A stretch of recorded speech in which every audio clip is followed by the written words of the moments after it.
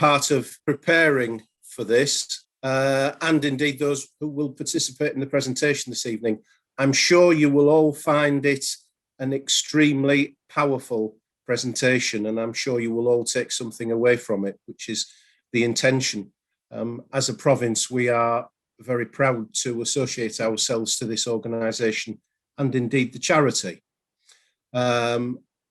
Enjoy it, take it all in, so to speak. It's my understanding there's nothing very interesting on the television this evening, so the longer it goes on, the better.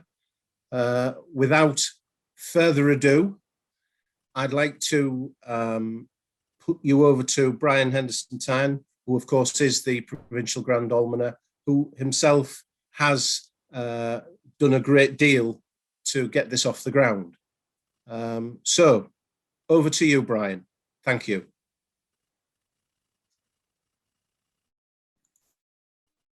Good evening, everybody. Firstly, I'd like to thank you all for attending this webinar, which is about encouraging brethren to be open and honest about how they are feeling, and most often that will be with a loved one. So that's why we did ask wives and partners if they wanted to join in. We thought it might be valuable, and this is why my wife is sat on my shoulder here. So let's hope that we all gain some knowledge from it. I'd like to introduce the team this evening. Firstly, Lucy Hale, Mind's Trust and Statutory Manager, and she's been a great help with organising this event with me over the last few months.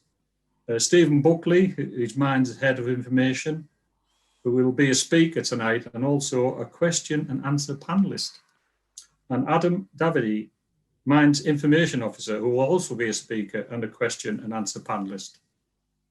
And also Worship Brothers Jeff Tumlin and John Murphy, the coordinators of the event and our technical hosts. And I do thank everybody for taking part in this and helping out, because I couldn't have run it. So let me give you a quick overview of the agenda and the timings. Hopefully Stephen will shortly give a talk, Mental Health Part 1, which should hopefully go to about 7:25. Then Adam will give a short talk, Mental Health Part 2, plus a short video. And then hopefully there'll be a question and answer section, which will be facilitated by Jeff or John. I can't remember which was going to do it. And finally, we should close hopefully around, well, 7:45, just to get time to get to the fridge and get a beer. So without further ado, let's get on with it. So over, I have to zoom to Stephen. Thanks very much, Brian, and thank you everyone for being here. Really appreciate it, especially during the working week. Having said that, there's nothing else happening today, is there? Though I'm mindful of the prompts. I've seen Martin in his shirt, and he looks as though he's ready to stiffen up the midfield at some point during the second half. So I will get a wriggle on. Look, this has been a really tough year for everyone, hasn't it? In fact, when I wrote this, it was a year, but it's nearer sort of 15, 16 months now, incredibly.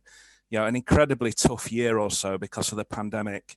You know, whether we've had worries about our own health or our family's health, whether we've felt the pressures of working from home in a really unusual environment, perhaps we've been caring for someone who's not been very well, perhaps we've been isolated, not been able to see the people that we normally rely on for friendship and support.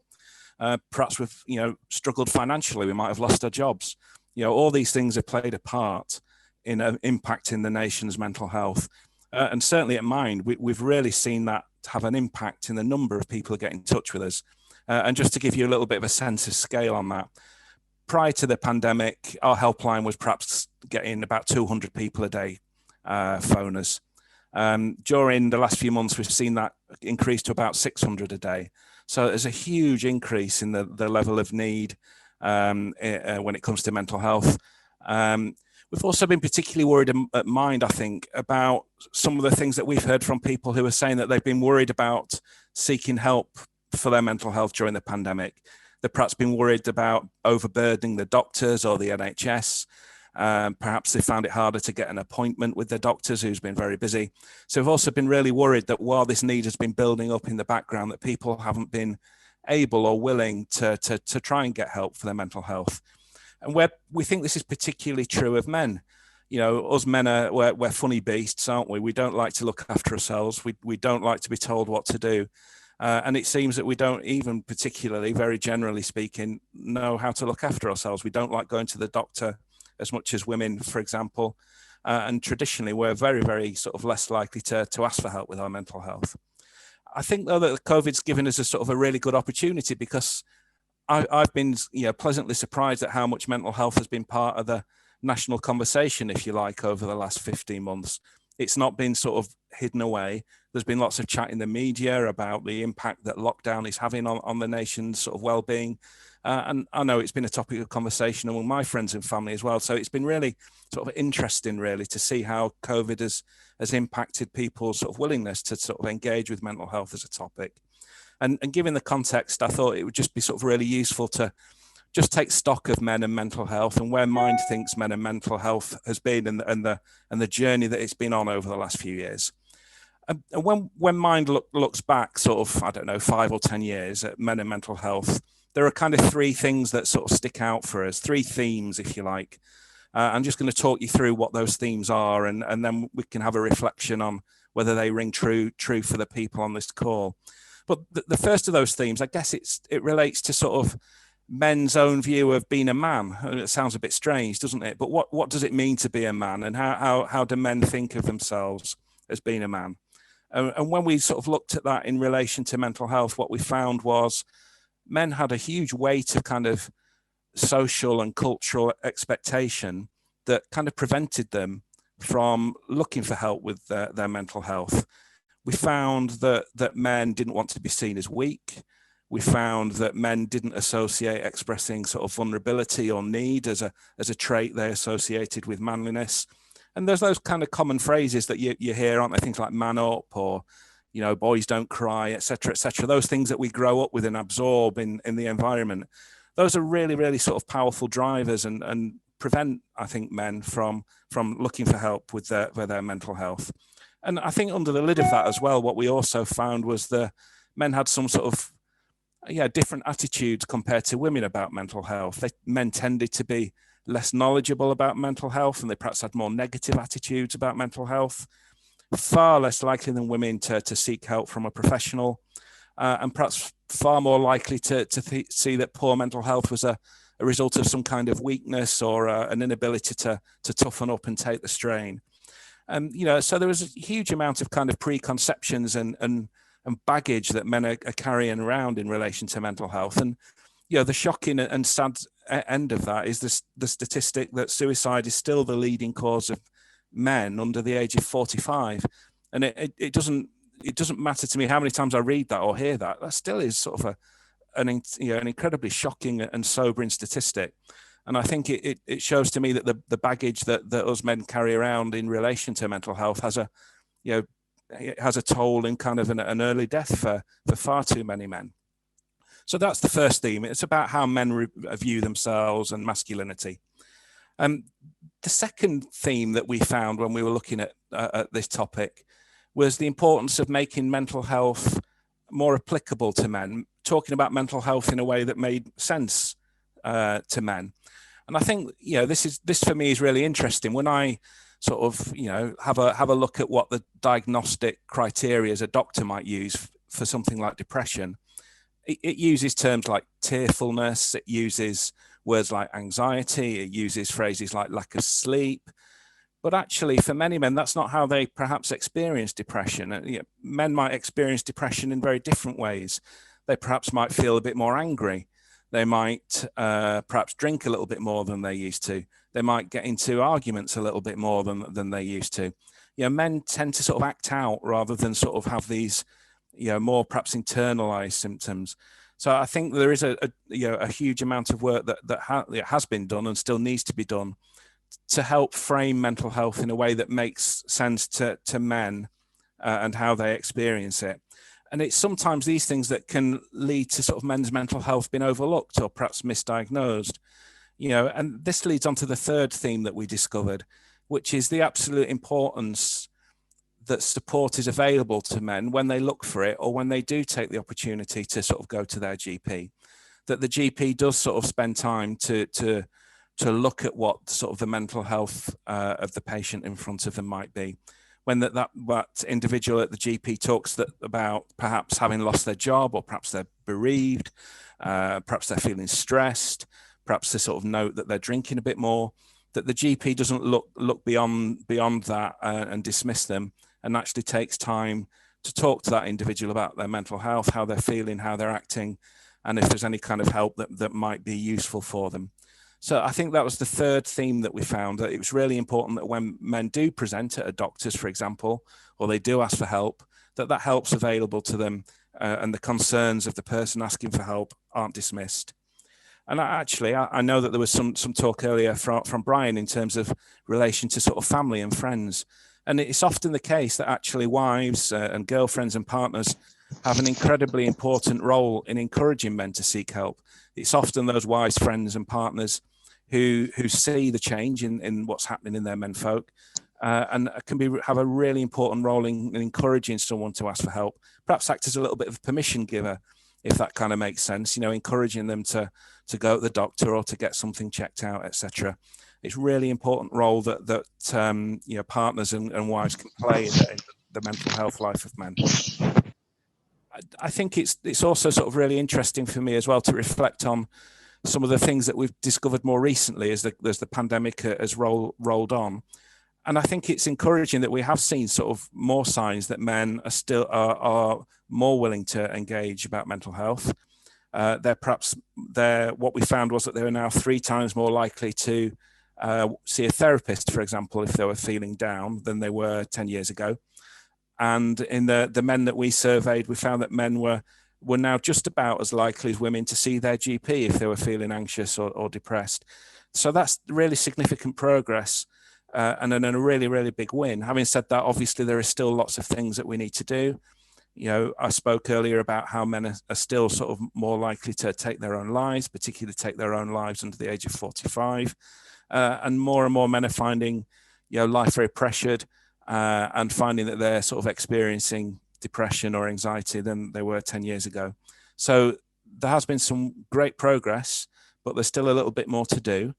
And I'm now going to hand over to Adam, who I think is going to sort of bridge that gap between some of the practical things that impact men and how they seek help, and some of the things that men might like to do to help themselves. Thank you. Thanks, Stephen, and thank you for inviting me to be here today. I'm just want to talk a little bit about some of the barriers that prevent men from seeking help, and as Stephen said, highlight what support is available. Around 1 in 8 men experience a mental health problem every year. However, research shows that men are less likely than women to seek support. The reasons for this are complex. Stigma around mental health still exists, and this seems to affect men disproportionately. Societal expectations about what it means to be a man and traditional gender roles play a big part here. Studies suggest traditional masculine values such as self-reliance and stoicism can prevent men from asking for help. Consider the following advice from a newspaper article following Prince Harry talking about accessing therapy. Sometimes a stiff upper lip is precisely what's needed. Sometimes talking about something endlessly isn't the answer. Talking can only make so much difference. There are times when you need to accept the past and move on. In this context, talking about mental health can be seen as a weakness. I'm now going to play a video from the Time to Change campaign, which aimed to tackle the stigma around mental health. Oh, this is so nice out here, isn't it? Yeah. You all right, mate? Yeah, I'm fine. Sometimes humans say they're fine when they're not. But with 1 in 4 experiencing a mental health problem, to really find out, ask twice. You sure you're all right? Well, actually, I could do with some help. Okay, well, let's talk about it. Yeah, do you mind?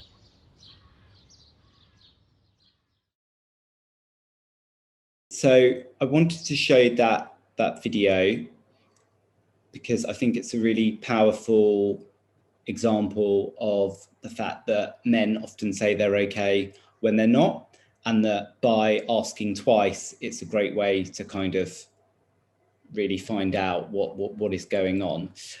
Some of the other factors that can prevent men from seeking help include include education. Education is part of the challenge, with many men less likely to recognise the signs of a mental health problem. For example, persistent feelings of anger can be a sign of depression.